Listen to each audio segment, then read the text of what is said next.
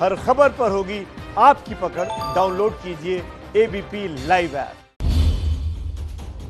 नमस्कार, आप देख रहे हैं एबीपी न्यूज। मैं हूं आपके साथ शोभना यादव। 28 साल बाद अयोध्या में विवादित ढांचा गिराए जाने के केस में किसी भी समय अदालत का फैसला आ सकता है। 32 में से 26 आरोपी कोर्ट में पहुंच चुके हैं। बड़ी खबर इस समय की, जज सुरेंद्र कुमार यादव भी कोर्ट रूम में मौजूद है। 6 आरोपियों को ज्यादा उम्र और बीमारी की वजह से व्यक्तिगत पेशी से छूट दी गई है। ये आरोपी हैं लालकृष्ण आडवाणी, मुरली मनोहर जोशी, उमा भारती, महंत नृत्य गोपाल दास और कल्याण सिंह। इसके अलावा सतीश प्रधान भी हाजिर नहीं हुए हैं, उनकी भी तबीयत खराब है। तो इस समय क्योंकि सुनवाई चल रही है, ये कहिए कि नतीजे आने में, बस जिसे कहा जाए कि फैसला आने में कुछ ही देर बची हुई है। और हमारे साथ तमाम हमारे रिपोर्टर्स फील्ड में इस समय मौजूद है। हमारे राजनीतिक संपादक पंकज झा मौजूद हैं, अंकित मुझे दिखाई दे रहे हैं, मेरे वरिष्ठ सहयोगी दिबांग हमारे साथ मौजूद है, निपुण सहगल जो कि सुप्रीम कोर्ट कवर करते हैं वो भी हमारे साथ जुड़ रहे हैं, और विजय विद्रोही मेरे वरिष्ठ सहयोगी अयोध्या में मौजूद है। सबसे पहले मैं रुख करूंगी पंकज झा का, क्योंकि वो कोर्ट पर मौजूद है। पंकज झा, कितनी देर में ये फैसला आ सकता है? देखिए, इसमें ये हो रहा है, जो फैसला तो 11 बजे ही आ जाने वाला था, लेकिन शोभना आपको बताऊं, वजह ये हो गया है कि जो वीडियो कॉन्फ्रेंसिंग से लालकृष्ण आडवाणी, मुरली मनोहर जोशी समेत 6 लोगों को जोड़े जाने की बात है, उसमें कोर्ट के अंदर मॉनिटर लगा है। ये जानकारी आ रही है कि उनको जोड़ा जाएगा, उसके बाद फैसले के बारे में बताया जाएगा। क्योंकि ये नियम है कि जब फैसला सुनाया जाता है तो आरोपियों के सामने सुनाया जाता है, इस वजह से ये देरी हो रही है। शोभना, ठीक है। अंकित, आपका मैं रुख करना चाहूंगी। जज पहुंच चुके हैं, तमाम 26 आरोपी वहां पर मौजूद हैं, जैसा कि पंकज बता रहे हैं, क्योंकि वीडियो कॉन्फ्रेंसिंग के जरिए कुछ आरोपियों को ये फैसला सुनना है, इसीलिए डिले है। क्या जानकारी आपके पास?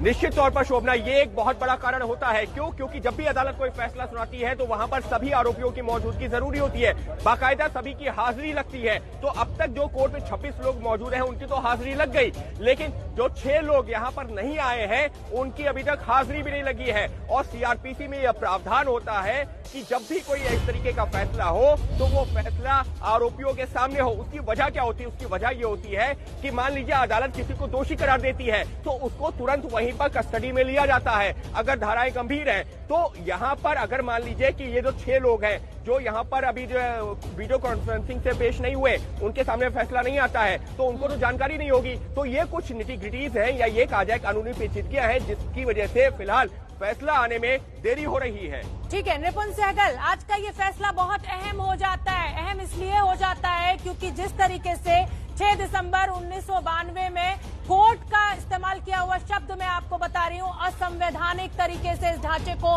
गिराया गया था। कहीं ना कहीं कोर्ट की जिम्मेदारी की एक नजीर पेश की जाए ताकि आने वाले भविष्य में कभी इस तरीके की कोई घटना ना हो पाए।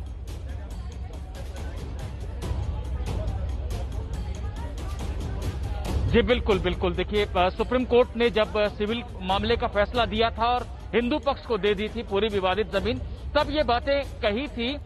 अभी क्या हो रहा है शोभना की बार बार ये इस तरह की बातें निकल कर आ रही है कि जज ने फैसला पढ़ना शुरू कर दिया, जबकि हो ये रहा है कि जैसा कि हमारे वरिष्ठ सहयोगी पंकज झा ने भी बताया कि अंदर स्क्रीन लगाई गई है और संभवतः सभी आरोपी जो मौजूद नहीं है उनको जोड़ा जाएगा। लेकिन चूंकि फैसले को लेकर उत्सुकता बहुत ज्यादा है और जज साहब बीच बीच में प्रक्रिया को लेकर कुछ बातें कर रहे हैं, ऐसे में कई बार इस तरह की बातें निकल कर आ रही है कि फैसला पढ़ना शुरू किया जा चुका है, जबकि अभी ऐसा नहीं हुआ है। जो अंदर हमारे सूत्र मौजूद हैं वो बता रहे हैं फैसला बहुत अहम है और अब से थोड़ी देर में कभी भी आ सकता है। ठीक है, तो फैसला आने में बस कुछ ही समय की देरी है। हमारे 3 सहयोगी वहां पर मौजूद हैं। अब मैं अयोध्या का रुख करना चाहूंगी, जहां पर मेरे वरिष्ठ सहयोगी विजय विद्रोही मौजूद है। विजय, अयोध्या के लोगों के लिए ये फैसला क्या अहमियत रखता है, या अपना जो उनका दिन है वो अपनी गति से ही आगे बढ़ रहा है, उन्हें कोई फर्क नहीं पड़ रहा है? देखिए, फर्क तो हर चीज का पड़ता है, लेकिन रोजमर्रा जैसी जिंदगी फिलहाल तो देखने को यहाँ मिल रही है। हाँ, मैं आपको ये स्पष्ट कर दूं कि यहाँ पर ये जो महंत नृत्य गोपाल दास हैं, इनके यहाँ करीब 2 घंटे पहले तक हम वहां मौजूद थे और तब तक जो हमारी बात हुई थी उनके शिष्यों से और दूसरे लोगों से, तब तक वीडियो कॉन्फ्रेंसिंग से जुड़ना है या नहीं जुड़ना है, इस तरह की कोई जानकारी उन तक नहीं पहुंची थी। वो अपने कमरे में थे, वो बाहर भी नहीं निकल रहे थे। उनका कहना है कि डॉक्टरों की सलाह के बाद ही वो बाहर निकलेंगे और अभी डॉक्टरों ने उनको अलग से क्वारंटाइन होने की सलाह दे रखी है। जी। और जहां तक अयोध्या की बात है, मैं फिर एक बार दोहरा दूं कि जितनी उत्सुकता स्टूडियो में आप लोगों को है, जितनी उत्सुकता हमें फैसला जानने की और हमारे दर्शकों तक पहुंचाने की है, शायद अयोध्या की जनता को उतनी उत्सुकता नहीं है, क्योंकि इससे राम मंदिर के निर्माण के काम में कोई फर्क पड़ने वाला नहीं है। ठीक है, मैं दिबांग का अब रुख करना चाहूंगी। दिबांग, जैसा कि मैंने पहले भी इस्तेमाल किया कि एक सांकेतिक नजीर आज इस फैसले के जरिए मिलना बहुत जरूरी है इस पूरे समाज को, जिस तरीके से 6 दिसंबर 1992 को इस ढांचे को गिराया गया था असंवैधानिक तरीके से, गैरकानूनी तरीके से। कैसे देख रहे हैं आप? देखिए, इसमें बहुत महत्वपूर्ण है जिसका आपने उल्लेख भी किया, जिस तरह का आदेश, जिस तरह का फैसला आया सुप्रीम कोर्ट की तरफ से नवंबर में जब टाइटल सूट डिसाइड किया गया, तो सुप्रीम कोर्ट ने क्या कहा कि यहां कानून की धज्जियां उड़ाई गई, यहां यथा स्थिति बनाने का जो कोर्ट ने कहा था वो नहीं हुआ, और बहुत महत्वपूर्ण कि खुद यहां जो आश्वासन दिया गया था कोर्ट को वो पालन नहीं किया। आश्वासन दिया था तत्कालीन मुख्यमंत्री थे कल्याण सिंह, उन्होंने सुप्रीम कोर्ट में जाकर कहा था कि कोई वहां पर इस तरह की कार्रवाई नहीं होगी, ढांचा सुरक्षित रहेगा। ये आपने आश्वासन कोर्ट को दिया था। इसको ये कब दिया? जब वहां बात ये हुई 92 में कि भाई यहां निर्माण शुरू होगा। ये जो विनय कटियार हैं वो कहते थे कि अगर कार्य सेवकों को रोका गया तो लाशें ही लाशें बिठेंगी। तब दिल्ली में ये बात हो रही थी कि सरकार को बर्खास्त किया जाए। उस हालत में मुख्यमंत्री गए थे सुप्रीम कोर्ट में ये आश्वासन देने के लिए कि वहां इस तरह का कुछ नहीं होगा, सब कुछ सांकेतिक होगा और वहां ये ढांचा सुरक्षित है। तो सुप्रीम कोर्ट ने अपने जो पिछले साल का आदेश है नवंबर का, उसमें इस बात का उल्लेख किया कि आपने इस आश्वासन का भी उल्लंघन किया। अब ये सारी बातें हो चुकी हैं, तब एक फैसला आना है, और मेरे ख्याल से सुप्रीम कोर्ट ने जो बात कही वो बहुत महत्वपूर्ण होगी। और आज का जो फैसला है उसमें भी ये देखना होगा कि सुप्रीम कोर्ट ने जो बात कही वो कहां तक इसका ध्यान रखा गया। मैं ये कह रहा हूं शोभना, आपको शो करना है, आप शो करती हैं, आपको कितने मॉनिटर लगाने हैं, आपके गेस्ट शो में कौन होंगे, सबके घर में कैमरे जाते हैं, कैमरे आते हैं, ओबी वैन होती है वो चली जाती है। ये कोर्ट का फैसला होने वाला है, कोर्ट को मालूम है कोर्ट में कौन मौजूद नहीं रहेगा। आप इसका अब जाके फैसला कर रहे हैं। अभी विकास ने बात की अडवाणी जी के घर में, वहां से बताया जा रहा है कि हमें जानकारी नहीं है, कोई लिंक मिलेगा तो हम लिंक लगाएंगे। कोर्ट वाले करते क्या हैं? आप क्यों नहीं फैसला कर पाए पहले? आप क्यों नहीं तय कर पाए पहले कि किस तरह से इसको दिखाना है? ये जो मॉनिटर अब लगाए जा रहे हैं आखिरी मौके पर, ये इसकी पहले तैयारी क्यों नहीं की गई? ये एक सोचने वाली बड़ी बात है। आप उठा रहे हैं, और जिस तरीके की व्यवस्था है, देश इंतजार कर रहा है इस फैसले का, क्योंकि जिस तरीके से उस इमारत को गिराया गया था उसके बाद बहुत लोग जो थे वो इस ये जो पूरा सब कुछ वहां पर क्योस हुआ था उसके खिलाफ खुलकर सामने आए थे। अब मैं रुक कर लेती हूँ, समाजवादी पार्टी के सांसद शफीकुर रहमान साहब भी मेरे साथ मौजूद हैं और बीएचपी के प्रवक्ता विनोद बंसल भी मेरे साथ मौजूद है। शफीकुर रहमान साहब, मैं आपसे समझना चाहूंगी कि देश का मुसलमान आज इस फैसले को लेकर क्या सोच रखता है, क्या सोच रहा है?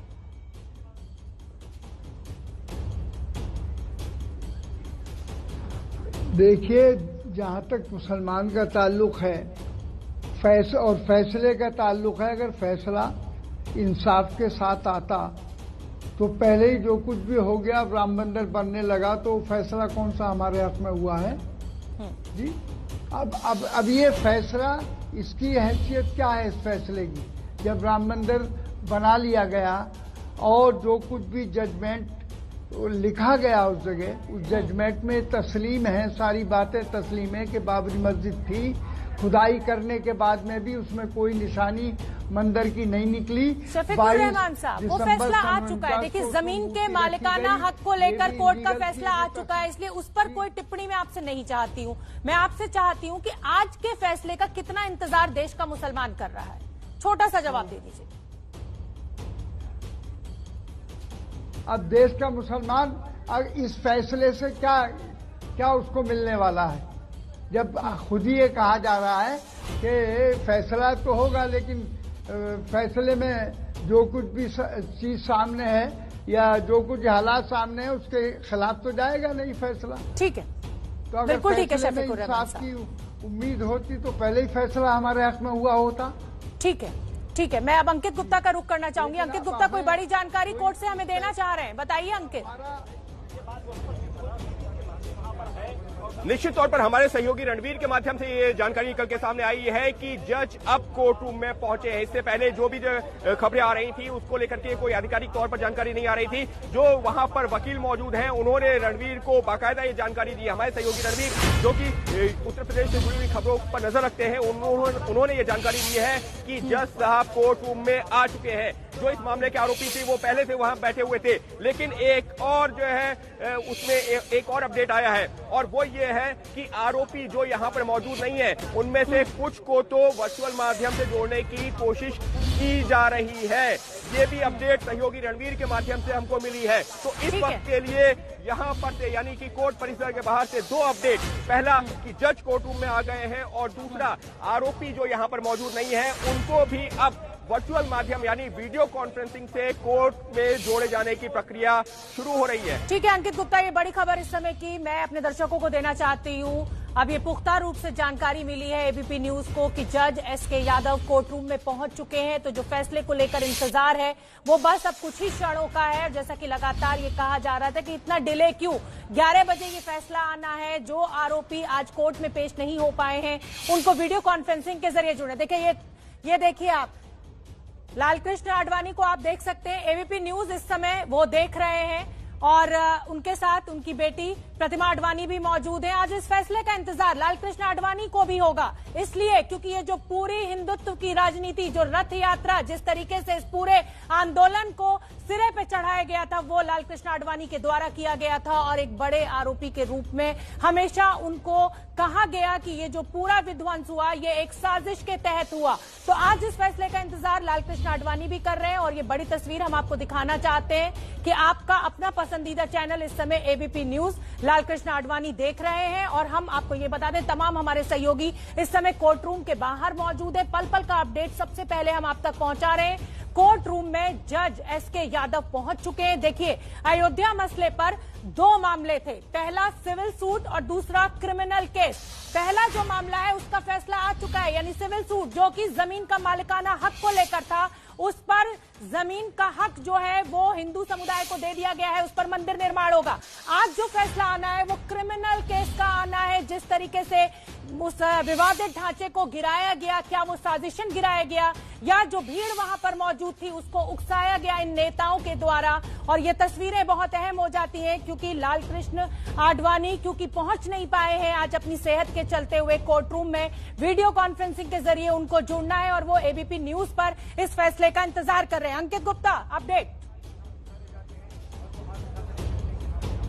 जी बिल्कुल, एक बड़ा अपडेट ये आ रहा है कि इस मामले की सुनवाई शुरू हो गई है। जो फैसला पड़ा जाना है वो जो है प्रक्रिया शुरू हो गई है। ये कोर्ट की एक प्रक्रिया होती है। जब कोर्ट आते हैं तो सबसे पहले क्योंकि उनको कोर्ट मास्टर से पूरी जानकारी मिल चुकी है कि कौन कौन लोग कोर्ट में मौजूद हैं, तो कोर्ट की वो प्रक्रिया शुरू हो गई है। अब जब जो है कोर्ट में जब वो पहुंचेंगे तो सब देखेंगे कि हाँ जिन लोगों के बारे में जानकारी मिली है वो सभी आरोपी यहाँ पर कोर्ट में मौजूद है। और दूसरी जो अपडेट आ रही है कि अब इस मामले में जो लोग कोर्ट में मौजूद नहीं है उनको भी वीडियो कॉन्फ्रेंसिंग से जोड़ने की प्रक्रिया शुरू हो रही है। तो उम्मीद कर रहे हैं जो आडवाणी जी को अभी तक जानकारी एबीपी न्यूज के माध्यम से मिल रही थी कि कोर्ट में क्या कुछ हो रहा है, अब वो सीधा कोर्ट रूम से जुड़ेंगे और क्या वो उसमें आडवाणी जी हैं या फिर जो है अभी क्योंकि जैसी जानकारी मिली है कि 4 लोगों को वीडियो कॉन्फ्रेंसिंग से जोड़े जाने की प्रक्रिया शुरू हुई है। तो हमारे सहयोगी रणवीर लगातार वकीलों के संपर्क में है जो इस वक्त कोर्ट रूम में मौजूद है और उनके माध्यम से ये बड़ी खबर कि अदालत की प्रक्रिया शुरू हो गई है। ठीक है अंकित गुप्ता, ये अपडेट मैं अपने दर्शकों को बता देती हूँ। सबकी हाजिरी बिल्कुल अंकित गुप्ता, ये बड़ा अपडेट मैं अपने जो मेरे दर्शक मुझे देख रहे हैं इस समय उनको बताना चाहती हूँ। कोर्ट रूम में जज एसके यादव पहुंच चुके हैं। फैसला आने में बस कुछ क्षणों की देरी है और वीडियो कॉन्फ्रेंसिंग के जरिए जिन आरोपियों को जो व्यक्तिगत रूप से आज कोर्ट में पेश नहीं हो पाए उनको जोड़ लिया गया है और बस अब कुछ क्षणों का इंतजार। रामकृपाल जी मुझे दिखाई दे रहे हैं, वरिष्ठ पत्रकार और वीएचपी के प्रवक्ता विनोद बंसल जी भी दिखाई दे रहे हैं। विनोद बंसल जी, आज कोर्ट के लिए बहुत जरूरी कि एक नजीर पेश की जाए ताकि इस तरीके की घटना कभी भविष्य में ना हो पाए। बिल्कुल शोभना जी, देखिए जो 28 वर्षों से समाज लगातार एक अनवरत रूप से एक प्रताड़ना पीड़ा से झेल रहा था, मुझे लगता है आज न्याय की जीत होगी और सत्य की जीत होगी। विनोद बंसल जी, मैं आपको रोक रही हूँ, इस समय एक बड़ी खबर आ रही है और बड़ी खबर ये कि कोर्ट में जज एसके यादव ने बड़ी टिप्पणी की है। उन्होंने कहा कि ये घटना पूर्व नियोजित नहीं है। अंकित गुप्ता।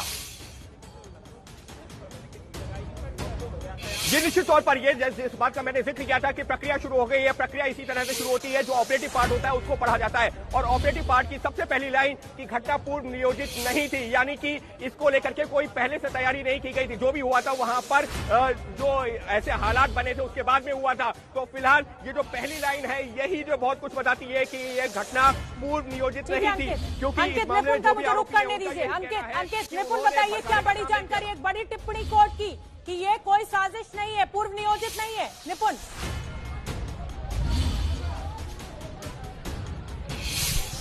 देखिए, अगर जज ने ऐसा बोला है कि पूर्व नियोजित नहीं है, क्योंकि हम सब लोग कोर्ट के अंदर मौजूद नहीं है, सिर्फ आरोपियों और वकीलों को रखा गया है, तो वहां से जानकारी ये निकल कर आ रही है कि ऐसी बात कही गई है। जो सूत्र अंदर मौजूद है वो कह रहे हैं। अगर जज ने कहा है तो ये बहुत महत्वपूर्ण हो जाता है। इससे तो फिर पूरा केस एक तरह से फ्लैट हो जाएगा, क्योंकि साजिश एक ऐसी धारा है जो सभी आरोपियों को आपस में जोड़ रही है।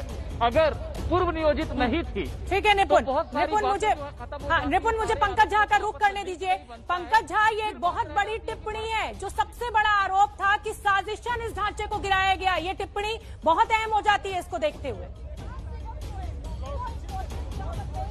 शोभना, जज एसके यादव ने जो अभी शुरुआती बात कही है वो इस कहानी के फैसले की तरफ पहले से इशारा कर रहा है। उन्होंने कहा कि ये पूर्व नियोजित घटना नहीं थी, जैसा ये कहा जा रहा था कि इसके लिए बाकायदा कार सेवकों को रिहर्सल कराया गया था। जज ने शुरुआत में ही कहा कि पूर्व नियोजित घटना नहीं थी, आकस्मिक घटना थी। इससे अब समझ जाइए कि फैसले का रुख किस तरफ जा सकता है। ये एक बहुत बड़ी बात है शोभना। बिल्कुल निपुण, फैसला किस तरफ जा सकता है, ये लकीर खींचनी अब शुरू हो चुकी है कोर्ट में।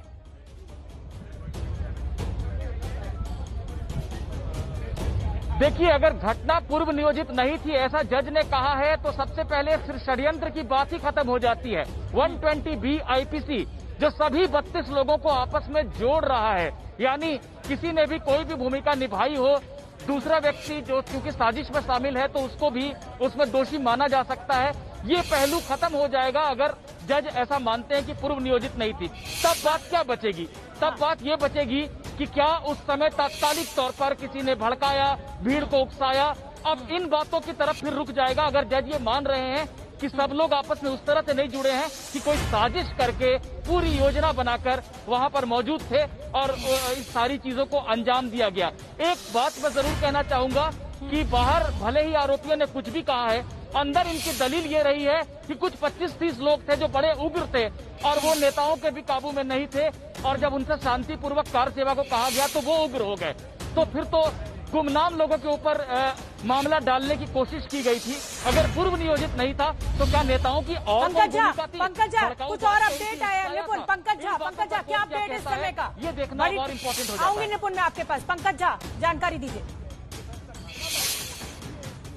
देखिए शोभना, ये जो कहा जा रहा था, सीबीआई ने जो अपनी चार्जशीट में थ्योरी दी थी कि ये एक आपराधिक साजिश का मामला बनता है, कई बड़े नेताओं पर यह आरोप लगा था। अगर ये आकस्मिक घटना थी, पूर्व नियोजित घटना नहीं थी, तो फिर ये आपराधिक साजिश का मामला और सीबीआई की पूरी थ्योरी और चार्जशीट ही एक तरीके से खारिज हो जाती है, जैसा जज ने शुरुआत में कहा है। बिल्कुल ठीक है निपुण सहगल, अगर भीड़ को उकसाने का मामला अब आने वाली टिप्पणियों में कोर्ट करता है तो उस पर क्या मामला बन सकता है, क्या सजा हो सकती है अगर कोर्ट ये कहता है कि वहां पर किसी नेता ने भीड़ को उकसाया, अगर वो आरोप तय करती है?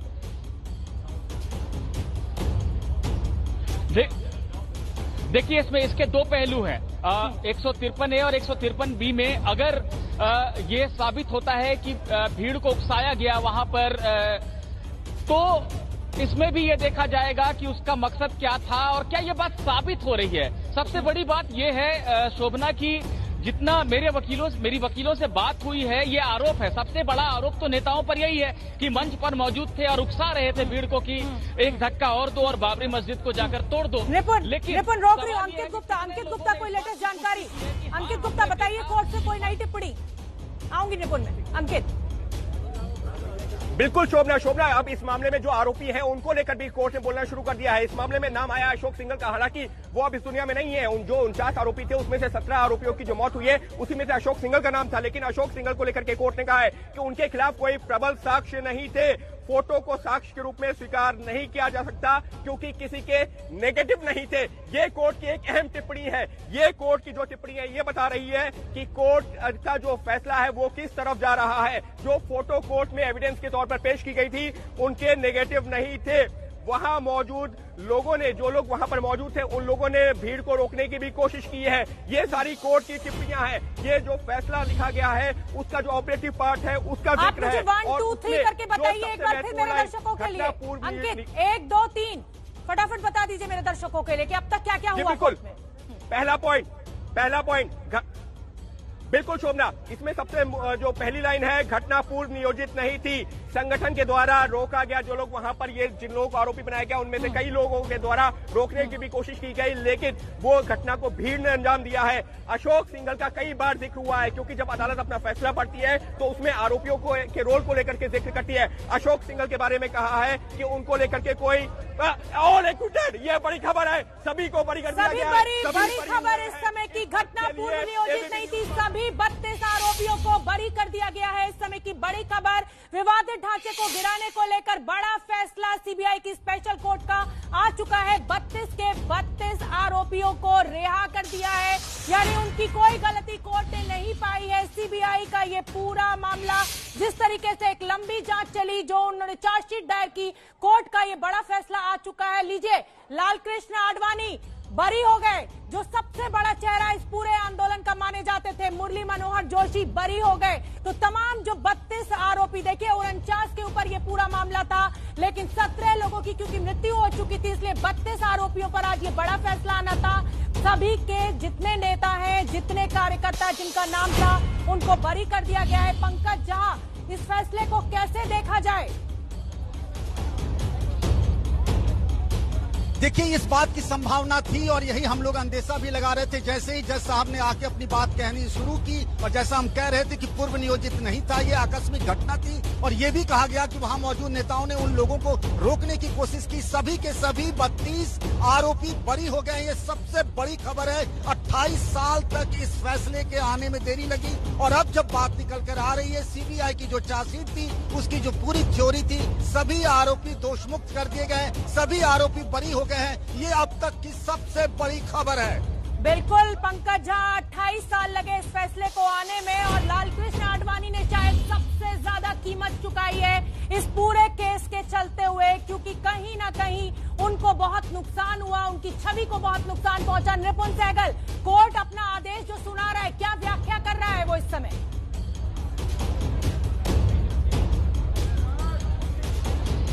देखिए, कोर्ट के फैसले के जो 2-3 महत्वपूर्ण बिंदु हैं, जब जज ने कहना शुरू किया तो ऐसा लगने लगा था कि यही होगा। हालांकि वकीलों से भी बात हुई थी तो साक्ष्य कमजोर लगे थे मुझे भी, लेकिन टिप्पणी नहीं कर सकते थे हम फैसला आने से पहले। जज ने कहा कि पूर्व नियोजित नहीं थी, साजिश की बात खत्म, साक्ष्य मजबूत नहीं है। साक्ष्य मजबूत नहीं है मतलब कि अगर भड़काऊ बातें नेताओं ने की, ऐसी बात, ऐसा दावा जो किया जा रहा है उसके पीछे मजबूत सबूत नहीं रखे जा सके, और उल्टे इस बात के प्रमाण मिले हैं कि जो नेता मौजूद थे, जिनके बारे में कहा जा रहा था कि इन्होंने उकसाया है, उन्होंने असल में भीड़ को रोकने की कोशिश की थी। यानी कि भीड़ जो वहां पर जमा कराई गई थी, जो जमा थी, जिसके लिए सुप्रीम कोर्ट से भी अनुमति ली गई थी सिंबॉलिक कार सेवा की, तो वो अवैध भीड़ नहीं थी। अनुमति के बाद वहां पर भीड़ जुटी थी और भीड़ बेकाबू हो गई और भीड़ ने ऐसा कर दिया। तो जो दलील दी गई थी कि कुछ उग्र लोग थे भीड़ में जो नेताओं की नहीं सुन रहे थे और उनकी वजह से ये सब कुछ हुआ है, इसी बात को माना है आज विशेष जज एसके यादव ने। तो 28 साल के बाद आखिरकार किसी पर भी, जो भी आरोपी थे, उन पर कोई आरोप साबित नहीं हुआ है और सबके सब बरी करार दिए गए हैं विशेष अदालत की तरफ से। पंकज, आज का ये फैसला बहुत ऐतिहासिक हो जाता है। अगर जमीन के मालिकाना हक की बात की जाए तो वो भी हिंदुओं के पक्ष में गया था, और आज ये तमाम बड़े नेताओं का, बीजेपी के तमाम वो बड़े चेहरे जो कि इस हिंदुत्व की राजनीति के लिए कहे जाते थे, उन्होंने इस मुहिम को आगे बढ़ाया, इस आंदोलन को आगे बढ़ाया। सबका छूटना, बीजेपी के दोनों हाथों में लड्डू। जी हाँ, बिल्कुल बहुत बड़ा फैसला है। आप याद करिए 9 नवंबर को सुप्रीम कोर्ट का फैसला आया था राम जन्मभूमि मंदिर को लेकर के, और आज ये फैसला आया है जिसमें सभी आरोपी बरी हो गए थे। भले मीडिया के सामने कुछ आरोपी कहते थे, लेकिन अंदर में सबने अपने को बेकसूर माना था, और एक बहुत बड़ा फैसला है जिसमें सभी आरोपी बरी हो गए हैं। बिल्कुल ठीक है पंकज और रणबीर मेरे सहयोगी मुझसे जुड़ रहे हैं और मैं आपको बता दूं कि रणबीर हमारे वो सहयोगी हैं जिन्होंने सबसे पहले एबीपी न्यूज पर अपने दर्शकों को ये जानकारी दी कि सभी 32 आरोपियों को बरी कर दिया गया है। कोर्ट का एक बहुत बड़ा ऐतिहासिक फैसला। पंकज झा, कहीं ना कहीं जो मैं और आप बात कर रहे थे कि कोर्ट आज हो सकता है एक नजीर पेश करे कि आगे कभी भविष्य में इस तरीके का कोई गैरकानूनी काम भीड़ तंत्र के द्वारा ना किया जाए, कहीं ना कहीं वो संदेश देने में कोर्ट को आप नाकाम देख रहे हैं।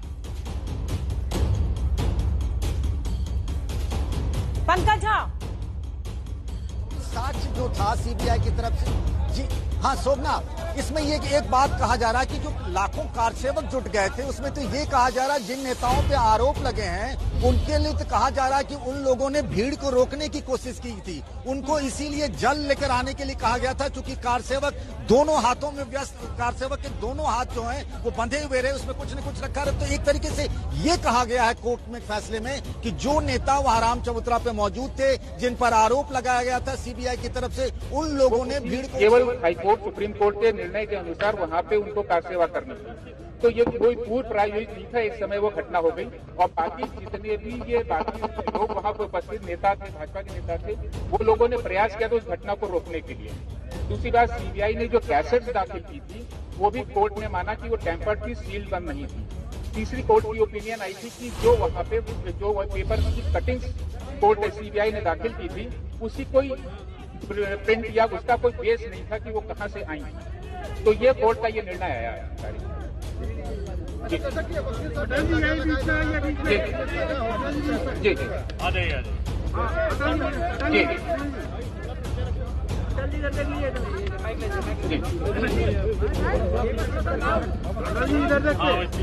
आज अयोध्या प्रकरण, विशेष न्यायाधीश अयोध्या प्रकरण ने सभी 32 अभियुक्तगणों को बाइज्जत बरी किया है और ये माना है कि जो आरोप सीबीआई ने लगाए थे वो आरोप सभी गलत हैं और एविडेंस उनके खिलाफ अपर्याप्त माना है। टिप्पणी की है कि देखिए, विश्व हिंदू परिषद का या संघ परिवार का कोई योगदान नहीं था, ये ऐसे कुछ अराजक तत्वों ने ढांचा गिराया था और इन लोगों ने लगातार प्रयास किए रोकने को। 12 बजे तक स्थिति सब नॉर्मल थी, फिर पीछे से कारसेवकों ने, कुछ लोगों ने, अराजक तत्वों ने पत्थरबाजी वगैरह की है और उसमें कहीं इन लोगों का इन्वॉल्वमेंट प्रत्यक्ष या अप्रत्यक्ष नहीं था। अब फोटोग्राफ के बारे में कहा है कि उस समय निगेटिव भी उपलब्ध थी, लेकिन जो इन्वेस्टिगेटिंग अफसर थे वो निगेटिव प्रोड्यूस नहीं कर पाए वस्तु प्रदर्शन के रूप में और उसको सिद्ध नहीं कर पाए हैं। और जो वीडियो रिकॉर्डिंग थी वो सब फैब्रिकेटेड थी और वो उसमें कहीं न कहीं टेम्परिंग की गई थी, तो वो भी साक्ष्य के रूप में नहीं लिया जा सकता था। और सीबीआई ने 65 एविडेंस एक्ट के प्रोविजंस का, प्रावधानों का पालन नहीं किया, इसलिए साक्ष्य के अभाव में सभी अभियुक्तगणों को 22 तक बरी माननीय न्यायालय ने किया। धन्यवाद। कोई सवाल हो आप पूछ लीजिए। बाकी लोग पीछे जाइए, बाकी और लोगों को अयोध्या मामले में एक ऐतिहासिक फैसला। आज सभी 32 आरोपियों को जो सीबीआई की स्पेशल कोर्ट है उसने आरोप मुक्त किया, बरी किया। जिस तरीके के आरोप उनके ऊपर थे कि साजिशन इस ढांचे को गिराया गया, वहां पर भीड़ को उकसाया गया, मंच से भाषण देकर कोर्ट ने कहा कि ऐसा सीबीआई कोई भी साक्ष्य प्रस्तुत नहीं कर पाया। और रणबीर हमारे साथ जुड़ गए। रणबीर वो रिपोर्टर है जिन्होंने सबसे पहले ये खबर दी कि सभी 32 आरोपियों को कोर्ट ने बरी कर दिया है। मैं आपसे व्याख्या जानना चाहूंगी कोर्ट में जो दी गई है रणबीर। देखिए, हमने पहले भी, इससे पहले जब बचाव पक्ष के वकीलों से बात करने के आधार पर बताया था कि सीबीआई ने 28 साल में कोई ऐसा ठोस प्रमाण नहीं दिया जिससे साबित हो कि ये लोग दोषी हैं। और जिस तरीके से मीडिया रिपोर्ट्स हैं, मीडिया रिपोर्ट्स को ऑथेंटिक नहीं माना जा सकता, कोर्ट में परमिसिबल नहीं माना जा सकता, उसको एडमिट नहीं करते। तो कोर्ट ने उसको ऑब्जर्व किया है और कोई ऐसा प्रमाण नहीं मिला जिससे ये कहा जाए कि ये 32 लोग ये दोषी हैं, इसलिए सबको बरी कर दिया गया है। और कोर्ट ने ये कहा है कि सबूतों की कमी थी। सबसे महत्वपूर्ण बात है है कि साक्ष्यों का अभाव था। तो साक्ष्यों का अभाव होने की वजह से जो ये पूरा मामला है, इसमें 32 लोग अब बरी हो चुके हैं और देखना होगा कि सीबीआई इस फैसले को क्या चुनौती देती है। सीबीआई क्या ये जो फैसला है उसके खिलाफ कोर्ट जाती है। तो अभी फिलहाल ऐसी भी खबर आ रही है कि हो सकता है कि सीबीआई जाए, लेकिन अब देखना होगा। और ये हाँ, निपुण आप बने रहिए, मैं निपुण का रुख कर लेती हूँ। रणवीर आप बने रहिए। निपुण, अब सीबीआई का अगला कदम क्या होगा, क्योंकि कोर्ट की बड़ी टिप्पणी, कोई साक्ष्य सीबीआई प्रस्तुत नहीं कर पाई जिस पर कि कोई ऐसा फैसला लिया जा सके।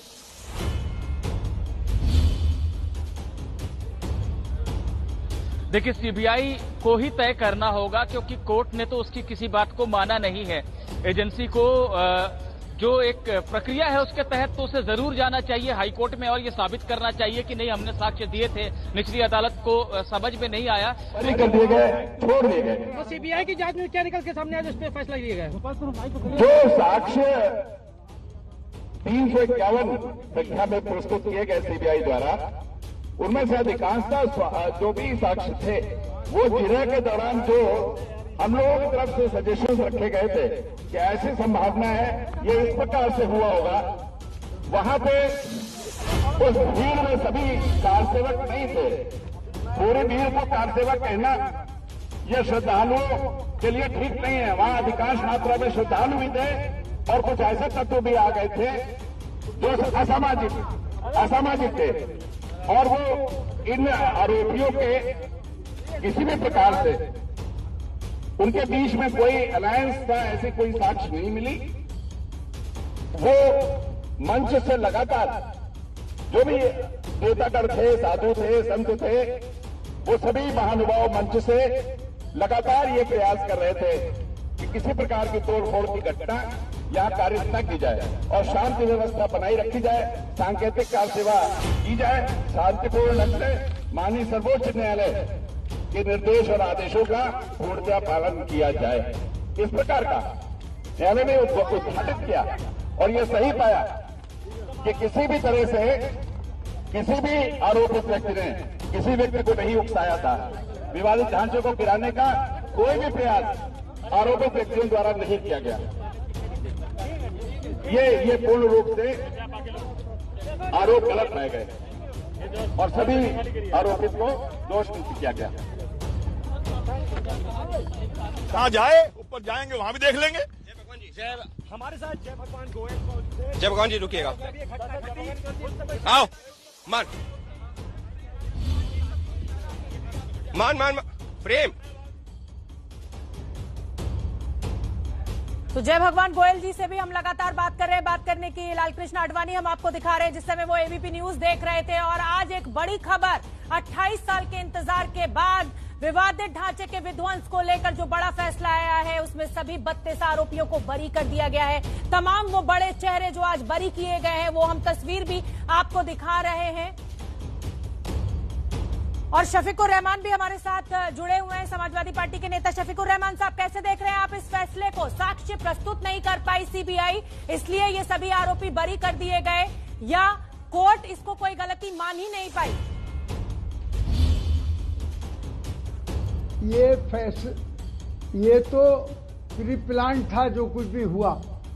ये 28 साल के बाद में पूरा जो ये ड्रामा रचा गया और इसका आज जो कुछ भी रिजल्ट आया है, ये तो आना था ही। तो इंसाफ के रूप से नहीं, बल्कि उनको ये कहा गया कि भाई जो जितने भी आरोपी हैं वो उन्होंने उकसाने वालों को रोका था और ये किया था, लेकिन उनका कोई जुर्म नहीं बनता। उन्होंने सारी ये बाबरी मस्जिद को शहीद करने के लिए सारी प्लानिंग इन्हीं लोगों की थी और इन्होंने इसको बहरहाल ये रूप देकर सरकारी सेवक। मैं आपको इस समय मैं रोक रही हूँ शफीकुर रहमान साहब। इस समय बड़ी खबर आ रही है, गृह मंत्री अमित शाह ने लालकृष्ण आडवाणी जी से बात की है। जो बीजेपी के अध्यक्ष, राष्ट्रीय अध्यक्ष जेपी नड्डा, उन्होंने भी आडवाणी जी से बात की है। और देखिए, 28 साल बाद ये बड़ा फैसला आया है। तमाम बार लालकृष्ण आडवाणी के ऊपर उंगली उठती रही है इसको लेकर कि इस पूरी साजिश के पीछे लालकृष्ण आडवाणी, मुरली मनोहर जोशी, उमा भारती, तमाम वो बड़े चेहरे बीजेपी के मौजूद थे। लेकिन आज कोर्ट ने सभी 32 आरोपियों को क्योंकि बरी कर दिया है। ऐसे में गृह मंत्री अमित शाह ने भी आडवाणी जी से बात की है और हम ये भी बड़ी खबर आपको बता दें कि जिसके बाद कोर्ट में जैसे ही ये फैसला आया सभी 32 आरोपियों को बरी किया गया। उसके बाद जय श्री राम के नारे कोर्ट रूम में लगाए गए। पंकज झा, कोर्ट रूम में जय श्री राम के नारे लग रहे हैं। मेरे साथ रणबीर भी बने हुए हैं। रणबीर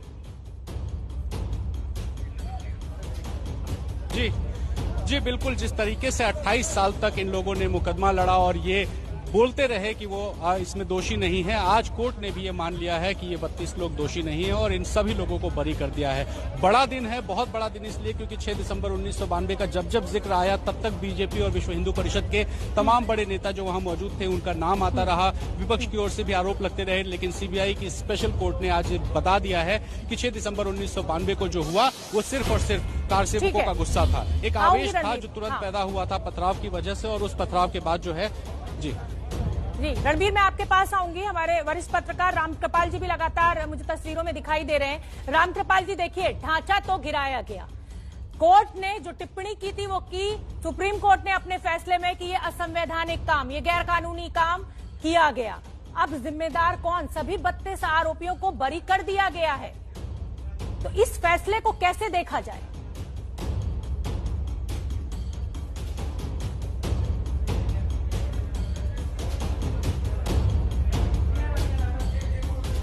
रामकृपाल जी का ऑडियो नहीं आ पा रहा है हमारे पास, और विनोद बंसल जी भी लगातार बने हुए हैं और दिबांग भी लगातार मेरे साथ मौजूद हैं। दिबांग, देखिए, ढांचा तो गिराया गया। ये बात सुप्रीम कोर्ट ने मान ली, यही बात आज सीबीआई कोर्ट ने मान ली।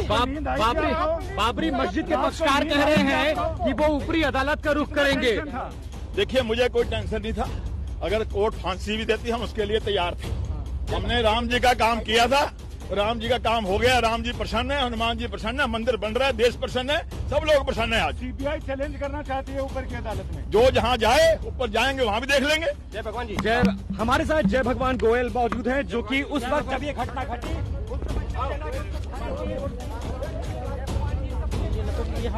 तो अब मैं रुक कर लेती हूँ मेरे सहयोगी निपुण का, जो कि सुप्रीम कोर्ट कवर करते हैं। निपुण, आपने जो सिविल सूट था यानी मालिकाना हक को लेकर जो फैसला आया था वो भी कवर किया था और आज का फैसला भी आपने देख लिया, लेकिन ये मैं और आप भली भांति जानते हैं कि ढांचा तो गिराया गया और गैरकानूनी। एक बार सुन लेते हैं, वकील कुछ कह रहे हैं कि जो साक्ष्य है वो इन लोगों, सभी लोगों को बरी करने के लिए पर्याप्त है। सजा करने की कोई भी साक्ष्य तोड़ा उन कुछ लोगों ने, शरारती तत्वों ने, जिनके मन में तोड़ने की जिज्ञासा रही होगी, जिनके मन में तोड़ने का विषय रहा होगा सांकेतिक कार सेवा को डिस्टर्ब करना, सांकेतिक कार सेवा को असफल करने की जिनकी भी योजना रही होगी, ये काम विवेचक का था। ये काम जब कोर्ट में, न्यायालय में कोर्ट जज साहब आए तो उन्होंने जब जजमेंट प्रोनाउंस किया तो 3-4 बिंदुओं पे उन्होंने गहनता से पहले बात कही। पहला उनका बिंदु थी कि ऐसा है कि जो एविडेंसेस सीबीआई ने दाखिल की थी वो एविडेंसेस में 2-3 बिंदुओं पर उन्होंने बात की। पहला यह कि जो न्यूमेटिक कैसेट, जो समय घटना की कैसेट थी, वो कैसेटें सील बंद नहीं थी, इस पे उस पर रिलाई नहीं किया जाता। और जब कैसेट यहाँ न्यायालय में देखी गई थी तो उसमें समाचार भी आ रहा था, एडवर्टीजमेंट में आ रहा था, तो उस पर रिलाई नहीं किया जा सकता। दूसरी कोर्ट की ओपिनियन आई थी कि जो घटना वहां पे कारित हुई थी, जो कार सेवक वहां इकट्ठा हुए थे, उनकी मंशा नहीं थी वहां घटना करने की। उनकी मंशा थी एक सुप्रीम कोर्ट के आदेशानुसार एक मोरंग बालू ला करके सरयू में वहां एकत्रित करना। दूसरी बात ये थी कि ऐसा है कि वहां पे चूंकि रामलला की मूर्ति थी तो जो भी कार सेवक वो ये घटना नहीं करना चाहेंगे कि जिससे वहां पे वो मूर्ति, बाबरी मस्जिद गिरे, वो मूर्ति वहां पे, वो मूर्ति को हानि पहुंचे। इसके अलावा पेपर की कटिंग जो कि न्यायालय में प्रस्तुत की गई थी सीबीआई द्वारा, तो पेपर की कटिंग उस समय चूंकि नेगेटिव का जमाना था, फोटोज की कटिंग जो न्यायालय में प्रस्तुत की गई थी, तो कोर्ट ने माना जो नेगेटिव, जो पेपर की कटिंग दाखिल गई उसकी कोई नेगेटिव नहीं दाखिल की। आज की तारीख में डिजिटल जमाना, ये कोर्ट ने स्पष्ट कहा, लेकिन उस समय नेगेटिव का जमाना था तो वो नेगेटिव्स भी न्यायालय में नहीं दाखिल की गई। तो ये पूरे घटनाक्रम में ये माना जाता है कि ये चीजें कोर्ट ने इस चीजों को डिनाइल करते हुए कि जो एविडेंसेस चार्जशीट में सीबीआई ने दाखिल किए हैं वो उतने नहीं ऑथेंटिक थे जिसमें इनको दोषी पाया जाए। इस कारण न्यायालय ने सभी को बरी कर दिया। आम आदमी ये कह सकता है कि सबूतों के अभाव में सब लोग बरी हुए। जी, सबूतों के अभाव में सभी लोग बरी हुए हैं। अच्छा सर, एक सवाल ये भी उठता है कि ये जो पथराव की बात की, यानी कि सिर्फ और सिर्फ कार सेवकों का गुस्सा था जिसकी वजह से था,